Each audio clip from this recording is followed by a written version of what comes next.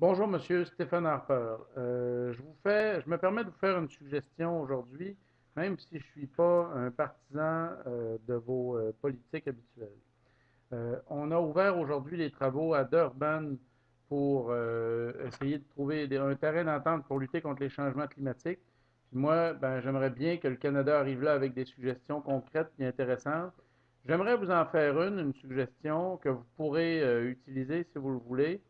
Je vous suggérerais, Monsieur Harper, de proposer que le Canada finance, puis que les autres pays financent aussi, des projets de pépinières scolaires partout dans les pays du Sud, de manière à ce que les enfants des écoles là-bas puissent commencer des projets de reboisement.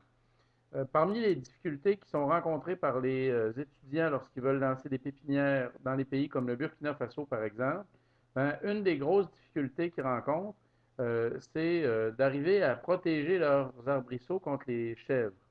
Parce que là-bas, les chèvres vivent en liberté une bonne partie de l'année, puis c'est ce qui cause la destruction de plusieurs petits arbres. Fait que ce qu'il leur faut, en fait, pour pouvoir démarrer des pépinières scolaires, c'est qu'il leur faut des clôtures pour protéger leurs arbrisseaux, au moins le temps que ces arbres-là soient suffisamment grands euh, pour pas être vulnérables face aux chèvres. Pour les contenants, ils peuvent en trouver dans les déchets. Pour la terre, il y en a autour d'eux. Pour les semences, ils en trouvent dans les fruits.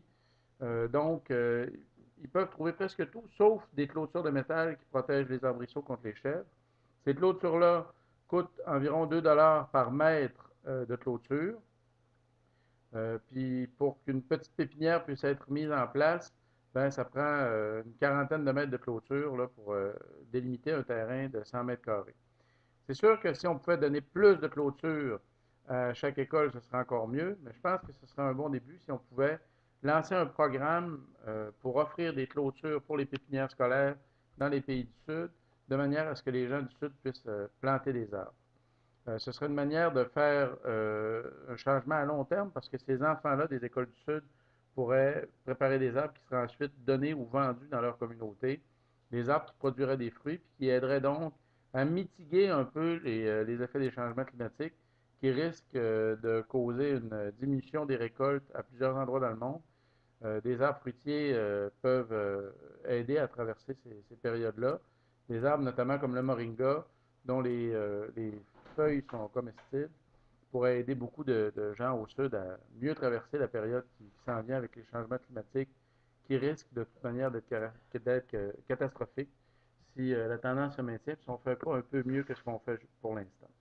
C'était la suggestion que je voulais vous faire. Comme je vous le disais, je ne suis pas un de vos partisans, mais je me permets de vous faire cette suggestion-là parce que vous êtes le premier ministre de tous les Canadiens. J'espère qu'à Copenhague, j'espère, c'est-à-dire qu'à Durban, vous allez prendre pour nous des positions qui ne nous feront pas trop honte, puis qui vont nous permettre d'être fiers, en fait, à long terme de ce que vous aurez dit en notre nom. Merci. Bonne journée.